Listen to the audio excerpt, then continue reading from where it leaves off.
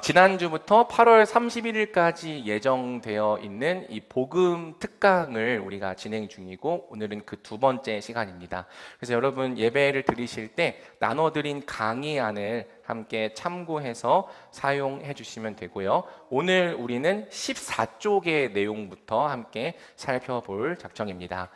오늘 내용으로 들어가기 전에 지난주에 배웠던 내용을 함께 좀 복습을 해보면 좋겠습니다. 제가 복음이란 무엇인가 라는 제목으로 서론을 여러분과 함께 나누었는데요. 의외로 복음이란 무엇인가 라는 질문이 사람에 따라서 대답하기 어려운 질문이라고 했죠.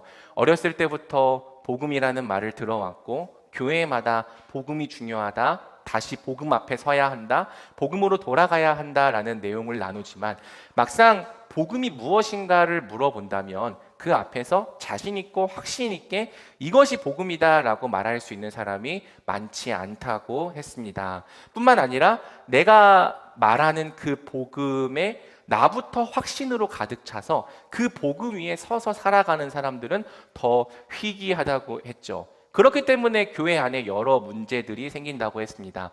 교회라고 하는 것은 반드시 복음의 기초 위에 세워지는 공동체여야 하는데 복음이 부실하고 흔들리니까 교회 안에 복음의 부재로 말미암은 여러 가지 문제들이 발생하는 거죠. 복음은 단지 우리 기독교의 캐치프레이즈여서는 안 됩니다. 복음은 진짜로 우리 믿음의 중심이어야 하고 우리 신앙의 정수여야 합니다. 이러한 목적 안에서 우리가 복음을 함께 공부해 나가고 우리 말씀에 심기는 교회가 복음으로 하나가 되는 시간을 가져보려고 하는 것이죠. 제가 복음에 대해서 나눌 때 첫 번째로 기억해야 될 사실은 복음은 명령이기 이전의 소식이라는 사실이라고 했습니다. 복음은 물론 명령을 포함합니다. 믿을 것을 요구하고 순종할 것을 요구합니다. 회개할 것을 요구하죠. 하지만 그럼에도 불구하고 복음의 본질은 명령이기 이전의 소식입니다. 어떤 소식이요? 하나님이 계신다. 그 하나님이 우리를 위하여 이런 일들을 행하셨다. 많은 사람들이 기독교의 본질을 명령으로 오해한다고 했습니다. 왜? 어렸을 때부터 기독교를 그렇게 배워왔거든요. 예배 드려야 한다, 기도해야 한다, 말씀 읽어야 한다, 주일에 교회 빠지고 다른 곳에 가면 안 된다. 물론 그러한 명령들 자체는 소중하고 존귀한 것이지만 그 내용과 본질을 배우지 못한 채 명령만을 통해서 기독교를 습득하다 보면 어느샌가 우리 마음속에 기독교란 명령이 되어버리는 거예요. 자꾸 나를 가두고 족쇄처럼 이렇게 올가매는 답답하게 하는 종교로 느껴질 수 있는 거죠. 하지만 지금까지 혹시라도 기독교를 기쁜 소식보다 부담스러운 명령으로 여겨왔다면 아직 우리에게는 기회가 있습니다. 복음이란 명령이기 이전의 소식이거든요. 어떻게 그 소식을 정의할 수 있는가? 제가 복음의 본질은 삼위 하나님의 존재, 즉 그분이 어떤 분이신지와 그분의 사역, 그분이 어떤 일을 하셨는가에 대한 소식이라고 했습니다. 하나님이 어떤 분이신가에 대한 소식이 복음이에요. 하나님이 사랑이 많으시다. 그분이 우리를 사랑하신다. 그분이 오래 참으신다. 그분이 긍휼을 베푸신다. 하나님의 성품에 관한 것들을 우리가 하나하나 배워갈 때 이런 분이 하나님이시라는 것이 참 기쁜 소식이구나 우리는 느끼게 되는 거죠. 뿐만 아니라 하나님이 행하신 일들 하나하나가 다 복음입니다. 그분이 세상을 창조하신 것도 복음, 그분이 우리를 위하여 아들을 보내주신 것도 복음, 그 다음에 현재 우리에게 하나님께서 구원을 행하고 계시는 것도 복음, 앞으로 장차 예수님이 다시 오셔서 우리에게 완성될 하나님 나라를 주실 것도 복음. 이 복음이라는 것은 명령이기 이전에 하나님이 어떤 분이신가, 그분이 우리를 위해 무엇을 하시는가에 관한 소식인 거죠. 그리고 이러한 소식을 우리가 이해하게 되면 그에 따른 명령도 충분히 받아들일 수 있는 거예요. 우리가 기독교의 명령을 어려워하는 이유는 앞에 복음을 다 빼놓고 명령만 듣기 때문입니다. 사랑해라. 내가 왜 사랑해야 되는데? 용서해라. 내가 어떻게 용서를 할 수 있습니까? 이런 명령만 들을 때에는 도대체 우리가 그것을 어떻게 행할 수 있는가라고 하는 부담이 생기는 거예요.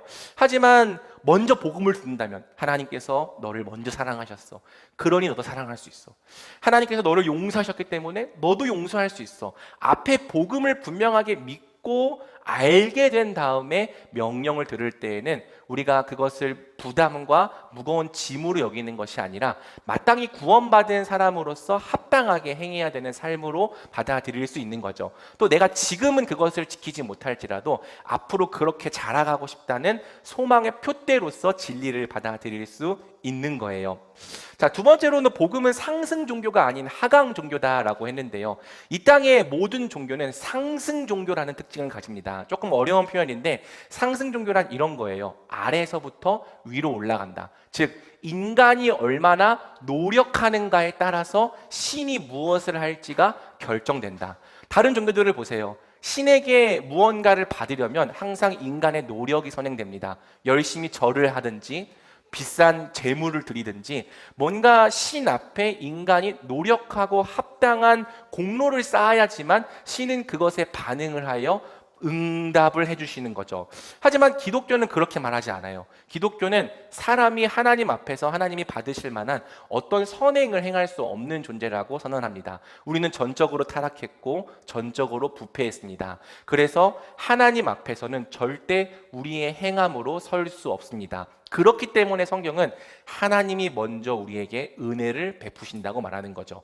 이 땅의 모든 종교는 인간이 시작해서 신에게 무언가를 받는 구도를 갖고 있지만 오직 기독교만은 하나님이 먼저 죄인을 사랑하셔서 우리를 그분의 나라로 부르시고 구원하신다고 하는 은혜의 구도를 가지고 있습니다. 이러한 본질을 기억할 때 우리는 기독교를 다른 종교와 같이 믿지 않고 은혜에 기초해서 온전히 하나님을 따를 수 있는 거죠. 마지막으로 우리는 성경의 복음을 성경적 복음, 성경의 복음으로 배워야 한다는 내용을 배웠습니다. 우리가 이제까지는 복음을 배울 때 너무 쉽게 배웠어요. 새가족반이나 어떤 쉬운 교재를 통해 잘 정리된 언어로 배웠기 때문에 그렇게만 배우고 나면 성경을 읽을 때 성경이 어떻게 복음을 설명하고 있는지 잘 이해하지 못하는 경향이 생기는 거죠. 그렇기 때문에 우리가 성경의 논리, 성경의 표현, 성경의 개념을 통해 복음을 배워나가기 시작하면 성경의 복음을 이렇게 설명하고 있구나 이해할 수 있게 되는 거고 내가 혼자서 성경을 읽을 때에도 스스로 성경을 복음으로 읽을 수 있는 눈과 능력이 길러지게 됩니다. 이러한 목적에서 우리가 복음을 함께 성경적으로 공부하자는 내용을 지난주에 함께 살펴본 거죠. 자, 여러분 복음이 삼위 하나님의 존재와 그분께서 행하신 일들이라면 과연 성경 어디서부터 복음이 시작되는 걸까요? 마태복음부터가 복음이 시작되는 걸까요? 아닙니다. 창세기부터 성경의 창세기 1장 1절부터 첫 번째 구절부터가 복음입니다. 하나님께서는 태초에 하늘과 땅을 창조하셨습니다. 많은 사람들이 창조를 세상의 기원에 관한 논쟁거리로 생각을 합니다. 특별히 오늘날에는 진화론이 맞냐, 창조론이 맞냐, 이 싸움거리로 창조론을 생각하는 경향이 짙어졌죠. 물론 그러한 논쟁이 필요하고 유익한 면도 있지만 우리가 복음을 배울 때 너무 그러한 논쟁에 매몰되는 것은 복음을 만나는 것에 오히려 장애물이 될 수 있습니다. 여러분, 이 창세기라고 하는 책이 오늘 우리가 읽고 있지만 사실 처음 기록되었을 때에는 이제 막 출애굽한 이스라엘 백성들을 위해 기록된 책이거든요. 하나님이 어떤 분이신지, 너희를 애굽에서 불러내신 하나님이란 어떤 분이신지를 가르쳐주고 또 그들에게 복음을 선포하기 위해 기록된 책입니다. 그렇기 때문에 우리는 창세기 1장 1절부터 하나님의 복음이 시작된다고 보고 왜 하나님이 세상을 창조하신 것이 우리에게 복음이 되는지, 왜 그것이 오늘날 우리에게도 똑같이 복음인지를 고민해 볼 필요가 있는 거죠. 자, 14쪽입니다. 들어가는 말을 함께 보겠습니다. 하나님은 창조자이자 주님이시다. 하나님은 천지 만물과 사람을 만드신 창조자시며 만물을 보존하시고 그 뜻대로 운행되도록 다스리시는 주님이시다. 하나님이 아니면 이 세상은 존재할 수 없었고 지금까지 지속될 수도 없었으며 인류 역사도 발전하지 못했을 것이다. 창조자이자 주님이신 하나님은 놀라운 꿈을 갖고 계셨다. 그 꿈을 위해 하나님은 세상을 창조하셨고 다스리시며 역사를 주관하신다. 그리고 마침내 그분의 아들 예수 그리스도를 이 땅에 보내심으로 그 꿈을 성취하기 시작하셨다. 마지막 날에 우리 주 예수 그리스도가 다시 오시면 하나님의 꿈은 완성될 것이다. 하나님의 꿈은 무엇인가? 우리가 하나님의 꿈이 무엇인지를 안다면 하나님이 왜 세상을 창조하셨으며 왜 지금까지 이렇게 이끄셨으며 앞으로는 어떻게 행하실지를 알 수 있다. 자, 우리가 오늘부터 시작해서 수련의 첫날까지 창세기 1장부터 3장까지를 함께 살펴볼 텐데요. 많은 사람들의 생각 속에 이런 생각이 좀 있는 것 같습니다. 창세기 1장부터 3장은 너무 쉬운 내용이다. 내가 다 아는 내용이다. 성경을 끝까지 다 읽어보지 않은 사람도 적어도 창세기 1장부터 3장까지는 다 읽어봤을 것입니다. 앞부분이니까요.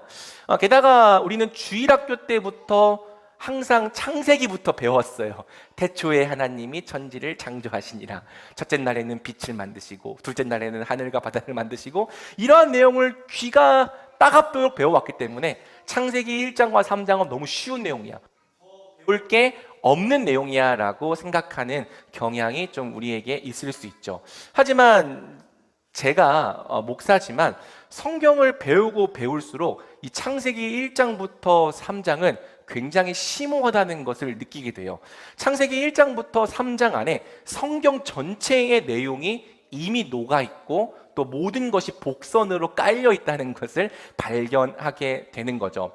특히 창세기 1장부터 2장과 요한계시록 21장과 22장은 서로 짝을 이루며 성경 전체의 서론과 결론 역할을 하고 있습니다. 창세기 1장 1절이 하늘과 땅의 창조로 시작된다면 계시록 21장 1절은 무엇의 창조를 말하고 있습니까? 새하늘과 새 땅. 자, 그러면 여러분, 성경의 내용이 두껍지만 서론과 결론을 보자면 성경은 하늘과 땅의 창조로부터 시작해서 새하늘과 새 땅의 창조로 나아가는 책이라고 이해할 수 있을 거예요. 이 새하늘과 새 땅이 한자어로 표현하면 신천신지고, 그 다음에 신자가 2번 들어가니까 신자를 하나 빼면은 신천지가 되는 건데요. 저희 교회는 신천지가 아닙니다. 목사님 오시자마자 갑자기 새하늘과 새 땅을 얘기하시며 신천지를 얘기하시네, 내가 잘못 안다라고 오해하실 수 있는데, 저희 교회는 정통 장로교 합동교단이고요. 원래 성경에 있는 표현이에요. 새하늘과 새 땅. 근데 그 표현을 신천지라고 하는 이단이 빼앗아 간 거죠. 그러니까 아무튼 이 표현 자체를 두려워할 필요는 없습니다. 성경이라고 하는 책은 첫 하늘과 땅으로 시작해서 새 하늘과 새 땅으로 나아가는 책이다. 그렇다면 우리는 그 가운데의 내용이 어떻게 하나님이 만드신 첫 하늘과 첫 땅이 새 하늘과 새 땅으로 나아가는 내용인지 이렇게 이해하며 읽을 필요가 있는 거죠. 여러분, 영화를 볼 때 첫 10분이랑 마지막 10분을 보지 않으면 그 영화의 내용을 이해할 수 있습니까? 없잖아요. 영화의 가장 중요한 설정과 배경이 첫 10분에 나오고요. 마지막 결론이 마지막 10분에 나옵니다. 그래서 앞에 10분과 뒤 10분을 보지 않으면 그 영화의 내용을 이해할 수 없어요. 책을 읽을 때도 마찬가지입니다. 앞에 한 50페이지랑 뒤에 50페이지를 읽지 않고 중간을 읽으면 무슨 내용인지 이해를 할 수 없습니다. 마찬가지로 우리가 성경을 잘 읽지 못하는 큰 이유 중에 하나는 성경의 첫 번째와 마지막이 어떻게 서로 짝을 이루고 있는지를 알지 못하기 때문일 수 있는 거죠. 그래서 성경 전체를 복음으로 읽는 열쇠가 창세기 1장과 2장, 3장에 달렸다고 해도 과언이 아닌 거예요. 왜 하나님께서 갑자기 아브라함을 부르셨는가? 새하늘과 새 땅을 주시기 위해서. 결국 하나님께서 아브라함에게 내가 이 땅을 너희에게 주겠다라고 말씀하시는 그 땅이 그저 가나안 땅이 아니라 이 새하늘과 새 땅이거든요. 왜 하나님께서 이스라엘이라고 하는 국가를 만드시고 또 예수 그리스도를 이 땅에 보내셔야 했는가? 왜 우리를 지금 이렇게 성령 안에서 하나의 교회로 모이게 하셨는가? 모두 첫 하늘과 첫 땅에서 시작해서 우리를 새 하늘과 새 땅으로 부르시기 위함인 것입니다. 성경을 읽는 모든 관점이 창세기 1장부터 3장에 달려있고, 오늘 이 책이 말하는 것은 이 창세기 1장부터 2장에 이 땅을 향한 하나님의 꿈이 기록되어 있다고 이야기를 하는 거예요. 그래서 마지막 문단을 제가 다시 한번 읽어보겠습니다. 이번 과에서는 하나님의 천지 창조를 다루는 성경 본문을 살펴볼 것이다. 하나님은 어떤 세상을 만드셨는가? 그리고 그 사람을 그 창조 세계에 두시면서 무엇을 기대하셨는가? 하나님의 창조를 살피면 하나님의 꿈을 알 수 있다. 그래서 오늘 1과를 우리가 다 공부하는 게 아니고요. 1-1과만 공부하는 것이기 때문에 이 많은 내용을 이 시간에 다 다룬다고 그렇게 겁먹지 않으셔도 괜찮습니다. 대략 17쪽까지의 내용을 우리가 함께 살펴보도록 하겠습니다. 자, 성경이 말하는 바 하나님은 태초에 천지를 창조하셨습니다. 성경은 하나님이 세상을 창조하셨다는 이야기를 설득이나 주장으로 시작하지 않아요. 도리어 선포로 시작하죠. 하나님이 세상을 창조하신 걸 너희가 받아들여야 돼, 이렇게 말하지 않습니다. 하나님이 세상을 창조하셨다고 우리는 주장해 라고 말하지 않습니다.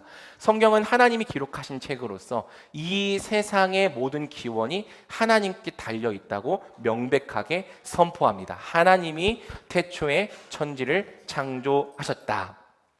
이 태초라고 하는 말은 베레시트라는 말인데요. 배는 전치사고 레시트는 머리, 출발, 시작, 근원을 의미하는 단어입니다. 그러니까 1장 1절은 우리 이렇게 이해할 수 있겠죠. 모든 것의 출발, 모든 것의 시작에 하나님의 창조가 있었다. 당신을 비롯해서, 저와 당신을 비롯해서 하나님이 바로 이 세상의 모든 존재의 시작과 출발과 근원이 되신다. 여러분, 이것을 믿으십니까? 이것을 정말 믿냐 믿지 않냐에 따라서 성경을 하나님의 책으로 읽는가 읽지 않는가가 달라집니다. 그래서 많은 선배들이 이야기해 왔듯이 창세기 1장 1절은 성경으로 들어가는 문이라고 이야기를 해왔던 거죠. 하나님이 세상을 창조하신 걸 믿는가? 하나님이 모든 세상의 출발과 근원이 되시는 걸 믿는가? 그렇다면 그 다음에 이어지는 모든 내용도 우리가 믿을 수 있는 거고요. 하나님이 세상을 창조하신 것부터 우리가 받아들이지 못한다면 성경에 있는 모든 내용을 우리가 받아들일 수 없게 되는 거죠. 하나님의 창조에는 놀라운 특징이 있는데요. 바로 무에서 유로의 창조라는 것입니다. 제가 컴페어라고 해놓고 사람의 창조를 설명을 해놨는데, 여러분, 우리 사람도 하나님을 닮아서 창조적인 능력이 있지만 사람의 창조는 사실 무에서 유를 창조하는 것이 아닙니다. 이미 있는 것을 어떤 식으로든 변형시키고 또 잘 조합하고 어떤 것을 빼는 것을 통해서 다른 형태로 만들어내는 유에서 유로의 창조라고 할 수 있겠죠. 물론 거기에도 어떤 창조성이 부여되어 있겠지만 사람의 창조는 nothing, 아무것도 없었던 것에서 존재를 만들어내는 창조는 아닙니다. 하지만 성경은 오직 스스로 계신 하나님만이 모든 것, all thing을 무에서, nothing에서 being, 존재로 부르셨다고 말하는 거예요. 이 세상의 모든 존재는 원래 무였습니다. 저와 여러분은 전부 다 nothing이었습니다. 하지만 하나님께서 말씀으로 이 세상을 부르실 때 nothing이었던 우리가 이제는 being, 존재가 되었다고 성경은 말하는 거예요. 그렇기 때문에 하나님은 마땅히 우리를 비롯한 모든 만물의 주인이 되신다. 여러분, 하나님이 세상을 창조하셨다는 것은 단순히 그분이 세상을 만드셨다라고 하는 행위를 넘어서 만드셨기 때문에 그분이 이 세상의 주인이시다라는 고백까지 나아가는 거예요. 그분이 만드셨다면 그분이 주인이십니다. 이 세상에 존재하는 목적, 이 세상이 있어야 하는 이유 모두 하나님께 있습니다. 왜? 하나님이 만드셨기 때문이에요. 그래서 세상과 내가 존재하는 이유와 목적은 오로지 우리를 만드신 분에게서만 찾을 수 있는 거죠. 하나님이 모든 것을 존재로 부르지 않으셨다면 세상도 우주도 우리 자신도 존재하지 않으셨을 것입니다. 이것이 하나님을 잃어버리면 우리가 다시 nothing으로 돌아갈 수밖에 없는 이유이기도 해요. 오직 하나님 안에 있을 때 우리는 존재의 의미를 갖고, 그 하나님을 잃어버리면 우리는 자유와 행복을 얻는 것이 아니라 그 하나님을 잃어버린 것으로 말미암아 nothing이 되는 거죠. 하나님은 말씀으로 세상을 창조하셨죠. 1장 3절을 보면 하나님께서 이르시되 빛이 있으라 하시니 빛이 있었고, 하나님이 말씀하시면 모든 것이 말씀대로 되었습니다. 하나님은 모든 것을 그분의 뜻과 말씀대로 이루실 수 있는 권능이 있으신 분이죠. 여러분, 이것은 인간과 절대적으로 구별되는 특징입니다. 어떤 일을 이루기 위해서 인간은 수많은 노력과 수고가 필요하잖아요. 그렇게 노력해도 타락한 죄인은 목적한 것을 이루지 못하기도 합니다. 바꿔 말해서 원하는 것을 온전히 이룰 수 있는 권능이 우리에게는 없다는 거예요. 하지만 성경은 하나님은 다르다고 말해요. 하나님은 모든 것을 말씀으로 창조하시되 모든 것을 그분이 원하시는 대로 권능 있게 이루실 수 있는 분이시죠. 그래서 우리는 이러한 하나님을 두고 전능하신 하나님이다라고 고백합니다. 성경은 세상과 우리가 그저 우연히 존재하게 된 것이 아니라 하나님의 분명한 목적과 계획 안에서 창조되었다고 말하고, 바로 이 부분이 진화론자들이 말하는 것과 다른 부분이라고 할 수 있겠죠. 여러분, 이런 하나님이 우리에게 계신다는 것 자체가 사실 복음이에요. 15쪽입니다. 온 우주와 우리의 존재 위에 우리의 시작과 출발과 근원이 되시는 전능하신 창조주가 계신다는 것부터가 우리에게 복음입니다. 여러분, 세상은 하나님의 존재를 부정하고 지우려고 해요. 하나님이라는 존재는 없다. 하나님이라는 존재를 믿는 것은 지금 이 21세기 과학이 이렇게 발달한 시대에 너무나도 미개한 생각이다라고 이야기를 합니다. 그러면 하나님이 없는데 이 세상은 어떻게 생겨났는가? 하나님을 부정했기 때문에 세상은 우연이라고 하는 것을 신의 위치에 올려놓았죠. 우연 플러스 시간. 그래서 우연이라는 것과 아주 긴 시간이 합쳐지면 세상에 어떤 물질들이 흩어지고 합쳐지고 변형되고 하다가 오늘날 우리가 존재하게 되었다라고 말하는 것이 이 세상의 세계관이라고 할 수 있습니다. 물론 실제로 보면 조금 더 복잡하겠지만 아주 단순화시키자면 이 세상은 세상의 기원을 우연 플러스 시간이라고 말하는 거죠. 아주 우연히 130억 년 전에 거대한 폭발이 있었다. 아주 우연히 이런 것들이 펼쳐지고 뭉쳐지고 하면서 생물이 생기기 시작하고 또 그것이 오늘 우리를 만들었다. 우연을 사실상 이 세상을 창조하는 초월적인 위치에 올려놓은 것입니다. 그래서 사실 이런 무신론도 일종의 종교라고 할 수 있죠. 그것이 진짜 사실인 것이 아니라 그렇게 믿기로 선택을 하는 거예요. 그런데 문제는 뭐냐면 하나님의 존재를 부정하면 우리의 존재 목적과 가치도 똑같이 상실될 수밖에 없다는 거죠. 여러분 생각을 해보세요. 만약 세상이 그저 우연히 존재하게 되었다면 필연이라는 게 있을 수 있을까요? 모든 게 다 우연히 생겼는데 모든 게 다 필연이라는 결코 존재할 수 없습니다. 어떤 존재에 대한 목적과 이유라는 게 존재할 수가 없습니다. 그냥 우주도 세상도 너도 나도 어쩌다 보니까 우연히 합쳐지고 흩어지고 이합집산을 거듭해서 지금 여기에 생겨난 건데 누가 우리에게 목적을 말해줄 수 있고 누가 우리에게 이유를 말해줄 수 있습니까? 그렇기 때문에 오늘날 세상이 말하는 답안은요, 네가 스스로 네 목적과 존재의 이유를 찾으라는 거예요. 잘 들어보세요. 너가 이 세상에 존재하는 목적과 이유란 존재하지 않기 때문에 네 스스로 그 이유를 찾아야 돼. 네 스스로 그 목적을 정하면 돼. 네가 잘 고민해보고 생각해봤을 때 이게 내가 존재하는 이유와 목적이구나라는 생각이 든다면 그게 네 존재의 이유와 목적이지 다른 사람이 그걸 정해주는 것이 아니야 라고 말을 하는 거죠. 굉장히 그럴듯한 말이고 또 우리에게 자유를 주는 말인 것 같습니다. 그런데 막상 이러한 생각이 우리에게 진짜 존재의 의미와 행복을 주냐고 물어본다면 그렇지 않다는 것을 알 수 있어요. 적어도 이 세 가지 문제가 벌어질 수 있을 것 같은데, 첫 번째는요, 의외로 자기 목적과 가치를 찾지 못하는 사람들이 많다는 겁니다. 네 목적과 네 존재의 이유는 네가 찾아야 돼 라고 말할 때 나는 이것을 위해 살아야 돼? 난 이것을 위해 존재라고 자기 존재에 대한 확신을 찾아내는 사람이 그렇게 많지 않아요. 오히려 난 왜 이걸 해야 되지? 나는 왜 이렇게 살아야 되지? 뭘 하면서도 내가 이걸 하는 게 맞는가? 끊임없이 자기 의문에 빠지게 되는 거죠. 의문에 빠지니까 확신이 없으니까 어떤 목적을 향해 힘있게 살아가는 삶이 계속해서 이어지지가 않는 겁니다. 방황하기도 하고 내가 왜 살아야 되는지 모르니까 무기력에 빠지기도 하죠.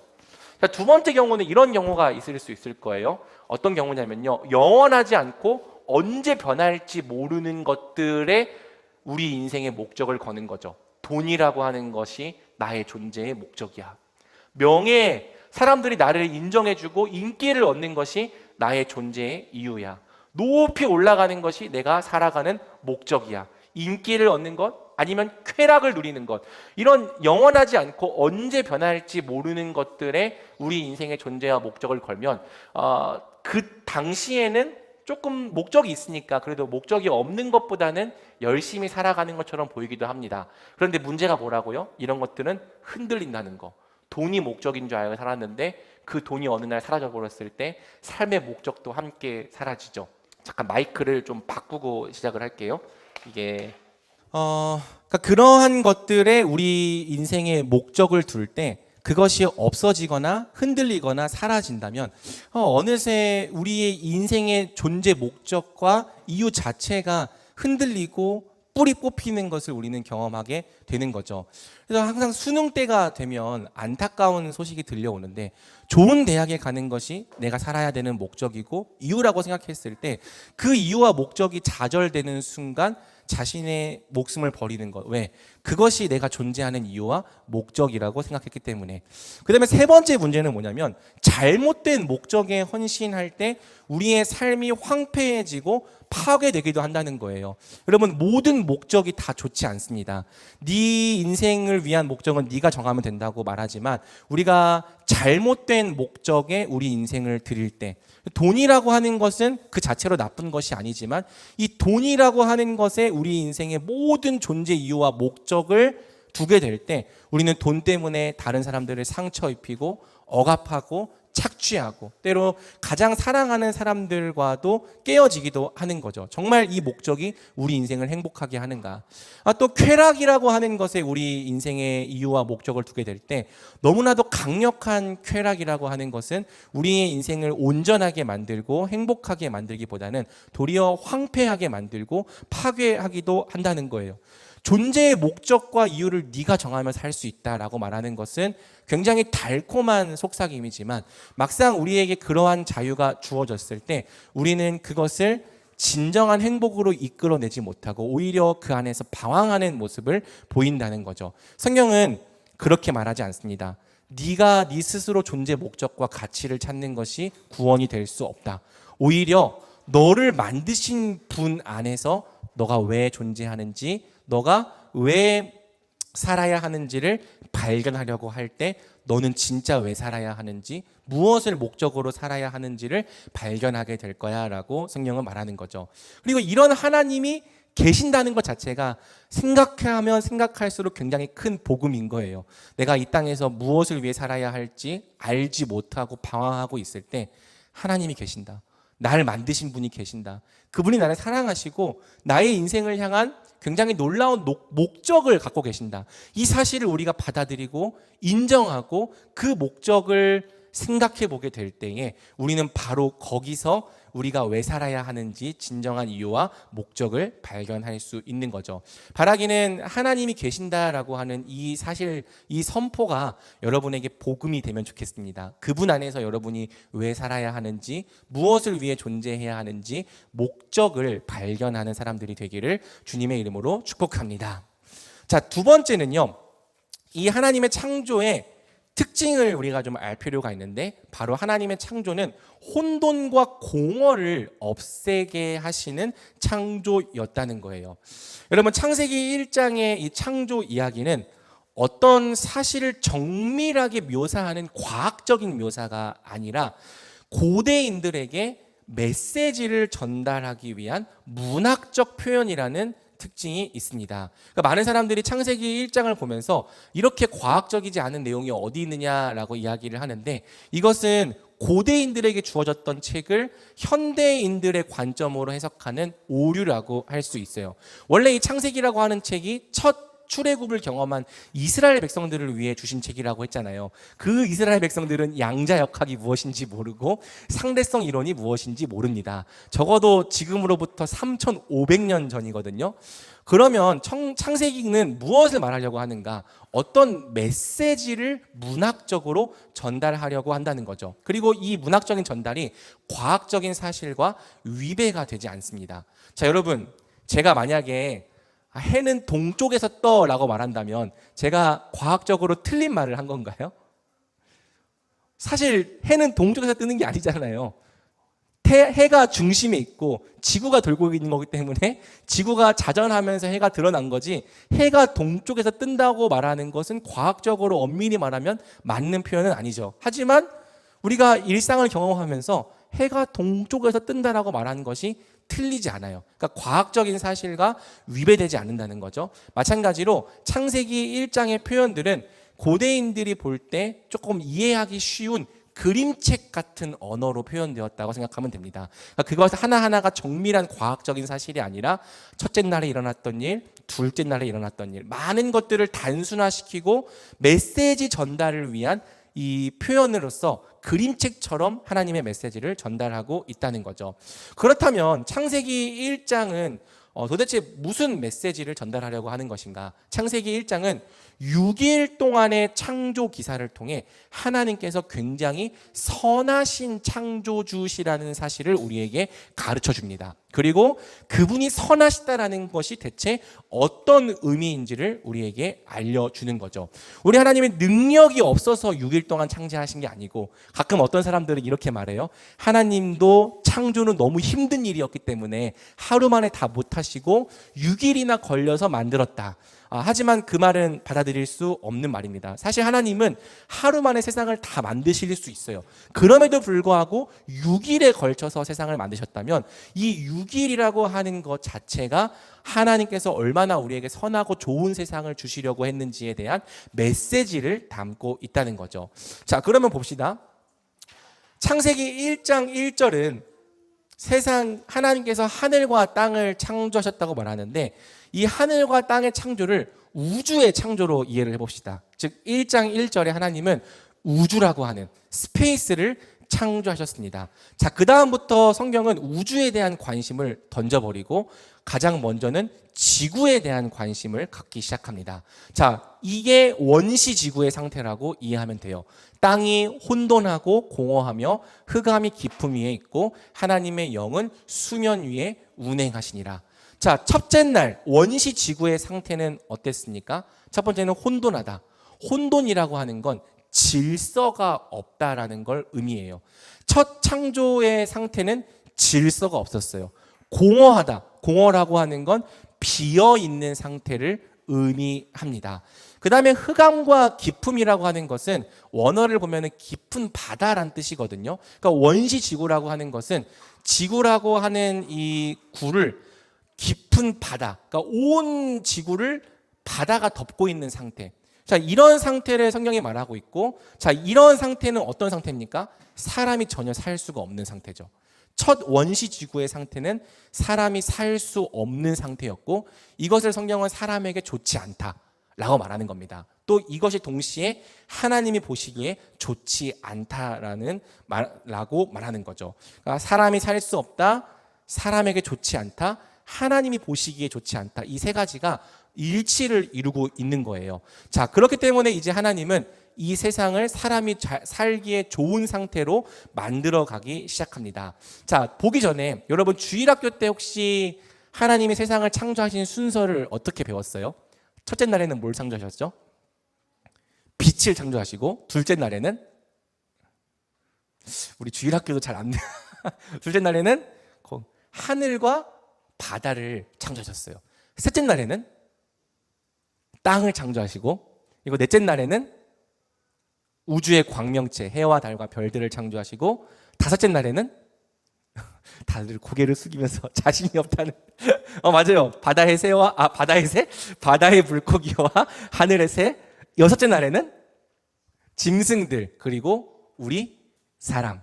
자, 이렇게 배운 게 주일학교 수준인데요.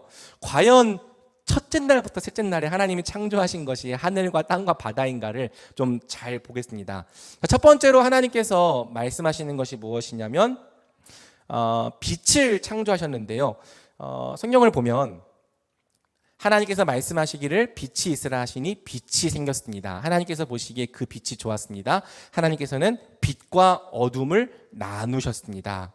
하나님은 빛이라고 하는 입자를 창조하신 게 아니라 잘 보면 낮과 밤이라고 하는 질서를 창조하신 것을 볼 수 있습니다. 그 전까지는 낮과 밤이라고 하는 질서가 존재하지 않았는데요. 하나님께서 빛이라고 하는 걸 창조하시는 것을 통해 낮과 밤이라고 하는 질서가 생겨났고요. 더 놀라운 것은 1장 5절을 보면 저녁이 되고 아침이 되니 첫째 날이었다라고 말하면서 바로 이 시간부터 시간이 흐르기 시작한다는 것을 우리에게 알려줍니다. 시간이라고 하는 것은 오늘날 상대성 이론도 밝히고 있지만 원래부터 존재하는 것이 아니라 그건 인간이 느끼기에 그렇게 존재하는 거거든요. 시간은 원래부터 있었던 것이 아니라 하나님께서 이 세상에 부여한 질서이십니다. 그래서 하나님께서 세상에 빛을 창조하시고 낮과 밤을 나누시자 시간이 비로소 흐르기 시작하면서 창조 세계에 뭔가 질서가 부여가 되기 시작하죠. 자, 둘째 날에 하나님이 뭘 창조하셨는가 한번 같이 읽어보겠습니다. 시작. 하나님께서 말씀하시기를 물 가운데 공간이 생겨 물과 물이 나누어지라 하셨습니다. 이처럼 하나님께서 공간을 만드셔서 공간 아래의 물과 공간 위의 물을 나누시니 그대로 됐습니다. 자, 하나님이 하늘을 창조하신 게 아니라 사실은 뭘 창조하신 걸까요? 물 가운데 공간이 생겨 물과 물이 나누어지라. 물이 나누어지는 질서를 창조하시는 겁니다. 하나님께서 세상에 질서를 부여하시자 온 땅을 덮고 있던 물이 더 이상 세상을 무질서하게 덮고 있는 것이 아니라 하늘 위의 물과 하늘 아래 물로 나뉘게 되면서 공간이 생겨나게 되죠. 마찬가지로 창세기 1장 9절에서 10절도 우리 같이 읽어보겠습니다. 시작.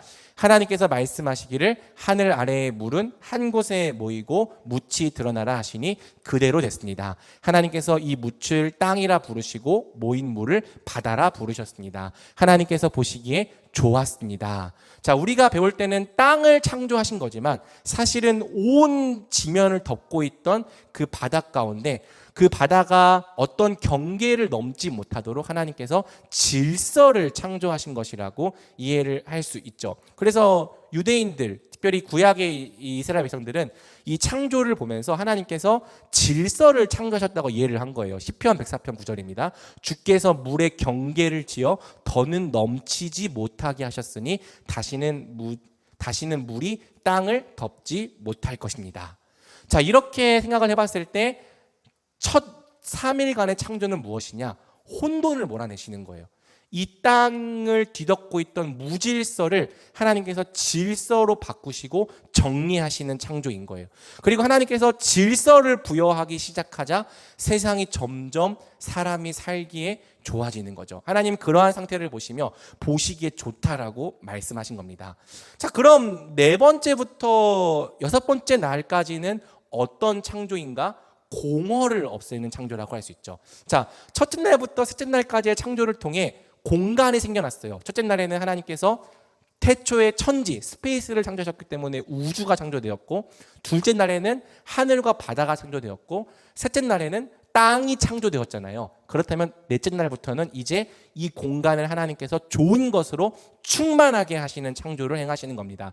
그래서 넷째 날에는 우주의 광명체들, 해와 달과 별들을 창조하시는 것을 통해 텅 비어있던 우주의 충만한 별들, 우리가 오늘 함께 고백했던 것처럼 셀 수 없는 별들을 하나님께서 채우시는 것을 통해 더 이상 비어있지 않고 온 우주가 충만하게 하시는 거죠. 다섯째 날도 마찬가지입니다. 텅 비어있었던 물과 텅 비어있었던 하늘에 하나님은 좋은 것을 채우십니다. 바다에는 물고기를 두시고 하늘에는 새가 날게 하시죠. 마지막으로 여섯째 날에는 텅 비어있던 땅에 생물들을 종류대로 창조하십니다. 이것을 통해서 우리는 이 6일간의 창조를 통해 하나님께서 공허를 또한 몰아내셨다는 걸 알 수 있는 거예요. 첫 번째, 제1일부터 3일까지는 혼돈을 없애고 질서를 부여하시는 창조, 제4일부터 6일까지는 공허를 몰아내시고 충만케 하시는 창조를 우리 하나님께서 행하신 거죠. 그래서 혼돈과 공허가 사라지고 하나님께서 창조의 일을 행하시자 세상이 질서와 충만으로 가득하게 됩니다. 이러한 상태가 하나님이 보시기에 좋다는 거예요. 질서가 있는 것, 또 비어있지 않고 충만한 것. 그리고 이러한 상태가 또한 사람이 살기에 좋은 상태인 거죠. 자, 그러면서 이제 마지막으로 하나님께서 무엇을 창조하십니까? 하나님께서 사람을 그분의 형상대로 창조하셨다. 여러분, 이 창조를 잘 보면은 이 창조가 아까 말했던 것처럼 지구에 집중되어 있는 것을 볼 수 있어요. 왜? 이 지구란 곧 사람이 거주할 공간이기 때문인 거죠. 그러니까 창조의 목적이 무엇이냐? 하나님은 하나님과 사람에게 가장 좋고 선한 세상을 창조하신 뒤에 마지막으로 거기에 사람을 두시는 겁니다. 이건 마치 곧 태어날 아기의 방을 준비하는 부모님과 같죠. 여러분, 저희도 이제 아이를 셋을 낳았지만 아이를 먼저 그 방에 아무것도 없는 방에 던져 놓은 다음에 그 다음에 침대 사고 그 다음에 분유 사고 그렇게 하는 부모가 있겠습니까? 없잖아요. 아이가 태어나기 벌써 몇 달 전부터 아기의 방을 꾸밉니다. 아기가 누울 침대, 아기가 사용할 옷, 아기가 먹을 분유, 아기가 사용할 젖병, 이 모든 것을 다 준비해서 아기가 살기에 가장 좋은 방이 완성되었을 때 마침내 출산을 통해 아이가 낳게 되면은 그 아이를 데려와 그 방에 두는 거죠. 마찬가지로 하나님께서 이 세상을 이렇게 창조하신 것은 사실 엄밀한 의미에서 하나님을 위한 건 아니에요. 하나님은 이런 세상이 필요하지 않으십니다. 그분은 스스로 계시니까. 하지만 하나님은 앞으로 창조할 사람을 위해서 가장 선하고 좋은 세상을 만드신 다음에 하나님께서 이 온 우주와 지구를 사람에게 선물로 주신 거죠. 그래서 창세기 1장 31절은 사람이 창조된 다음에 비로소 하나님께서 이 세상을 보시기에 심히 좋았다라고 이야기를 하는 거예요. 하나님이 지으신 그 모든 것을 보시니 보시기에 심히 좋았더라. 그 아기의 방에 아기가 놓이게 될 때 비로소 그 아기의 방이 완성되는 것처럼 이 세상의 창조는 마침내 우리가 창조될 때 완성이 되는 거죠. 그래서 하나님께는 우리가 없는 세상은 의미가 없는 거예요. 왜? 이 세상은 우리를 위해 만들어졌거든요. 그렇기 때문에 하나님은 우리가 그분을 떠났을 때라도 그 아들을 보내주어서라도 우리를 다시 이 세상 안에 돌려 놓으려고 했던 거죠. 우리가 이 말씀을 통해서 알 수 있는 것은 거기 괄호 4번 16쪽에 나와 있지만 우리 하나님은 우리에게 가장 선한 세상을 주려고 하신 선하신 창조주라는 것입니다. 하나님께서 선하게 여기시는 것이 우리에게도 선한 거예요. 사람의 선과 하나님의 선은 서로 별개의 것이 아니라 하나로 묶여 있습니다. 죄에 타락한 우리가 이것을 인지하지 못해요. 하나님의 선을 거부하고 내 뜻대로 내 마음대로 살아가는 그것이 나에게는 좋은 것이고 그것이 나에게 선한 것이라고 생각하지만 오히려 우리는 하나님의 선을 거부하고 내 뜻대로 살아갈 때 인생의 수많은 고통과 어려움과 또 괴로움을 경험하게 되죠. 반면에 하나님께서 정말 선하게 여기시는 것이 나에게도 선하다는 걸 우리가 받아들일 수 있다면 우리는 그 선하신 하나님을 얼마든지 기뻐할 수 있습니다. 즐거워할 수 있고 신뢰할 수 있습니다. 하나님의 선을 내 인생의 선으로 믿고 순종할 수 있습니다. 하나님은 우리에게 선하신 세상을 주시려고 하셨다. 이것이 창세기 1장이 말하는 가장 중요한 메시지인 거예요. 여러분, 우리가 잘 생각해 봐야 될 게 하나님을 떠난 세상은 다시 혼돈과 공허로 복귀하게 된다는 거예요. 우리 하나님이 함께 하시고 하나님이 역사하실 때는 이 세상이 질서가 있고 모든 좋은 것으로 충만해지지만 하나님을 떠나갈수록 그분을 대적할수록 이 세상은 다시 무질서한 상태로 텅 비어있는 상태로 돌아가는 경향이 있다는 거죠. 그리고 질서가 무너진 세상, 공허한 세상은 사람이 살기에 좋은 세상이 아닙니다. 사람이 살기에 가장 고통스럽고 괴로운 세상이라고 할 수 있죠. 여러분 잘 생각을 해보세요. 여러분은 언제 삶이 괴로운 것 같아요? 잘 보면은 우리의 삶이 무질서해질 때 괴로워지는 것을 알 수 있습니다. 무질서해지면 내가 자고 싶을 때 자고 일어나고 싶을 때 일어나면 행복할 것 같지만, 물론 직장인들은 하루 이틀 정도는 그렇게 하고 싶죠. 자고 싶을 때 자고 일어나고 싶을 때 일어나고. 그런데 그렇게 한 달, 두 달, 6개월, 1년을 살아봐요. 무질서하게 사는 순간 우리의 삶은 더 이상 행복하지 않습니다. 또 일하는 것과 삶, 워라밸이 구별되지 않을 때, 질서가 무너질 때 우리는 어느새 일의 노예로 살아가면서 이러한 삶이 행복하지 않다고 느끼죠. 또 건강의 질서를 잃어버릴 때, 운동하지 않을 때, 건강이 악화될 때, 몸의 질서를 잃어버릴 때 우리는 불행합니다. 내가 왜 살아야 하는지, 무엇을 위해 살아야 하는지 목적을 잃어버릴 때, 삶의 질서를 잃어버릴 때 우리의 삶은 불행해져요. 질서가 없는 삶은 자유로운 삶이 아니라 고통스러운 삶입니다. 그런데 이러한 무질서가 관계 속에서도 드러나죠. 원래 하나님께서 사람과 사람 사이에 두신 관계의 질서가 있거든요. 내 이웃을 내 자신과 같이 사랑하라. 근데 이 관계의 질서가 무너지고 서로가 서로에게 선을 넘기 시작해요. 하면 안 되는 말을 하기 시작합니다. 서로를 사랑과 섬김의 대상으로 바라보는 것이 아니라 이용하려고 합니다. 사기를 칩니다. 억압과 착취의 대상으로 사람이 사람을 바라봅니다. 관계의 질서가 무너질 때 우리는 가장 불행하고 고통스럽죠. 이 질서가 무너지는 게 우리 회사로도 확정이 돼요. 회사가 다 자기 일을 맡아서 질서 있게 일하는 것이 아니라 누군가는 일하지 않으려고 하고, 누군가는 무책임하게 하려고 하고, 누군가는 옆 사람에게 또는 아랫 사람에게 굉장히 하면 안 되는 일들을 할 때, 질서가 무너질 때 우리가 다니는 직장은 굉장히 고통스러울 거예요. 그 오늘날에는 이 세상의 자연 질서도 무너져 가고 있죠. 인간의 탐욕으로 말미암아 지구 온난화가 가속되면서 이 빙하가 녹기 시작하고 해수면이 이제 상승을 하면서 정말 많은 나라에서 이 올라가는 해수면을 막기 위해 정말 처절한 싸움을 벌이고 있대요. 원래 하나님이 만드신 질서는 바다가 땅의 경계를 넘지 않는 건데, 인간이 이 질서를 무너뜨리니까 바다가 땅을 넘어오면서 수많은 나라에서 이 고통을 겪고 있고, 또 지금처럼 막 이상 기온이 발생을 하면서 너무 덥거나 아니면 지구 한복판에는 너무나도 많은 비가 내리거나, 이렇게 세상의 질서가 무너져 갈 때 우리는 이 질서가 당연하다고 생각했지만 질서가 무너지면 인간이 더 이상 살 수 없는 세상이 되어간다는 걸 알 수 있죠. 자, 그리고 여러분, 공허도 한번 생각을 해보세요. 하나님을 잃어버린 인간은 공허해집니다. 그리고 공허한 인간은 어쩔 줄 몰라 해요.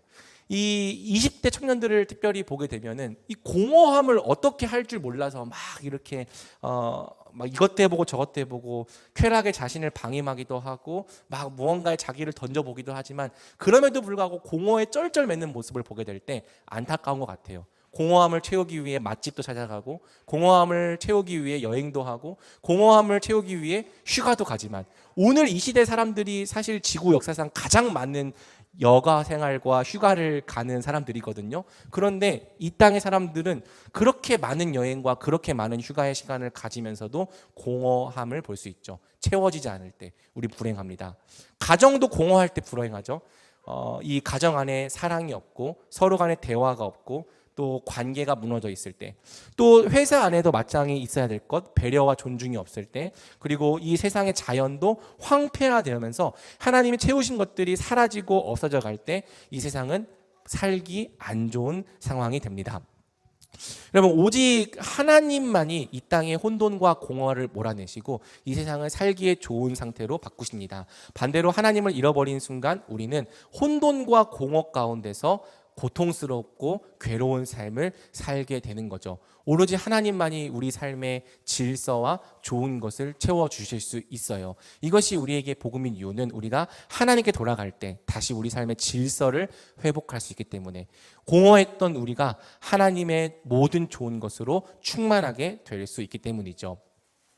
자, 이제 마지막 포인트인데요. 성경은 하나님이 창조자이실 뿐 아니라 또한 다스리시는 분이라고 선포를 하고 있습니다. 하나님께서 세상을 창조하셨다는 것은 또한 그분께서 세상을 통치하시는 분이라는 뜻이죠. 많은 사람들이 하나님이 세상을 창조하신 것이 그냥 그 창조 사건으로 끝난 것이라고 생각을 해요. 하지만 성경은 하나님이 세상을 창조하실 뿐 아니라 또한 보존하시고 다스리신다고 이야기를 하고 있습니다. 우리 사도행전 17장 24절부터 28절까지의 말씀을 같이 읽어보겠습니다. 시작. 그 신은 온 세상과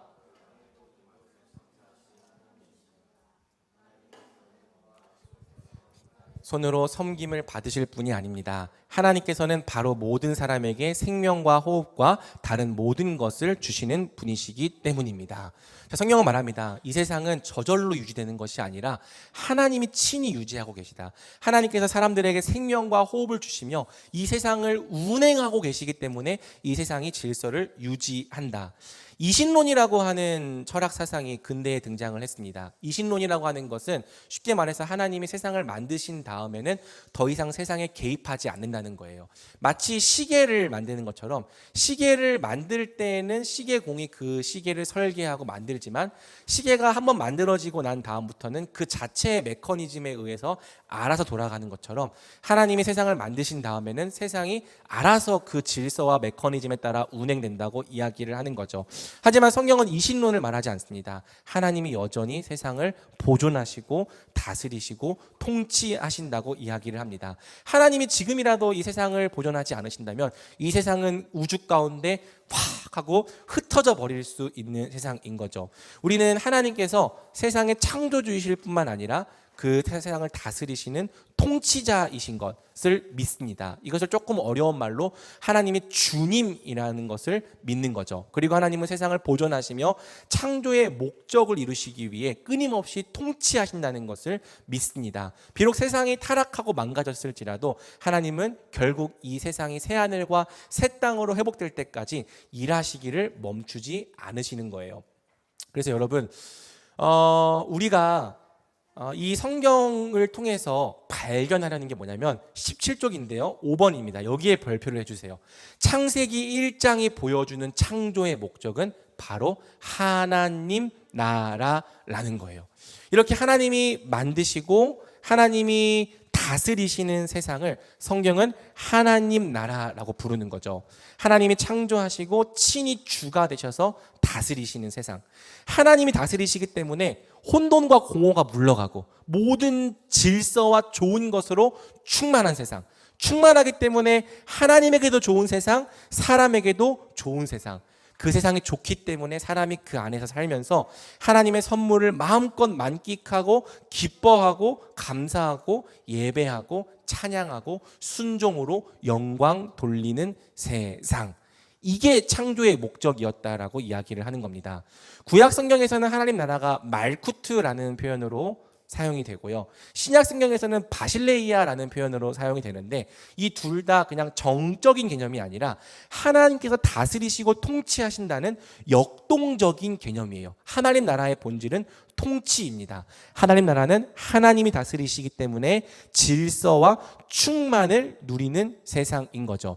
이런 세상에서 우리가 살도록 만들어졌다는 거예요. 하나님이 질서와 좋은 것으로 가득 채우셔서 우리가 그 모든 좋은 것을 마음껏 누리고 그것이 기쁘기 때문에 하나님 이러한 세상을 우리에게 주셔서 감사합니다. 하나님께 영광 돌리는 세상. 이게 하나님 나라였던 거고요.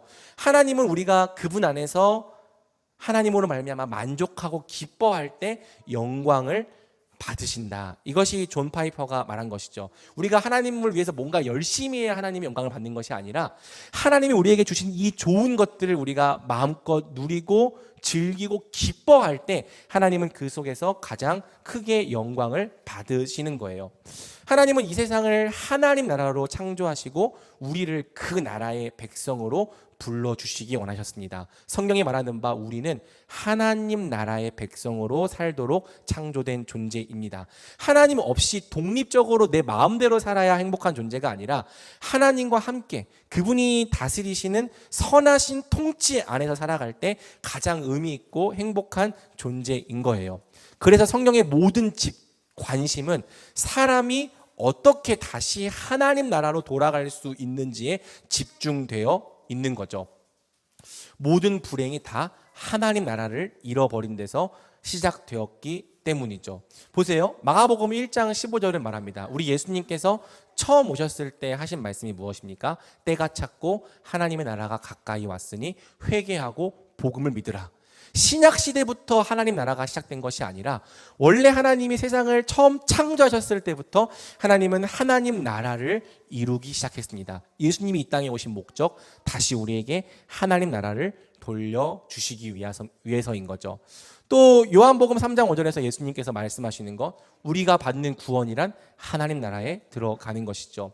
우리 예수님 부활하신 다음에 40일 동안 끝까지 하신 일이 뭐냐면 제자들에게 하나님 나라에 대한 일을 가르치신 것입니다. 이제 이 땅을 떠나 하늘에 올라가시기 전에 제자들에게 40일 동안 꼭 가르쳐야 했던 가장 중요한 내용이 다른 것이 아니라 하나님 나라에 대한 일이었고요. 사도행전 마지막 28장 30절 31절을 보면 바울이 자기를 찾아오는 모든 사람들에게 가르쳤던 내용도 전부 다 하나님 나라인 것을 알 수 있죠. 성경의 가장 큰 주제는 하나님 나라입니다. 복음은 하나님 나라와 연결이 되어 있어요. 여러분, 사람의 본질적인 문제는 다 하나님 나라를 상실한 것에 있습니다. 우리는 돈을 내가 많이 못 벌기 때문에 불행하다고 생각해요.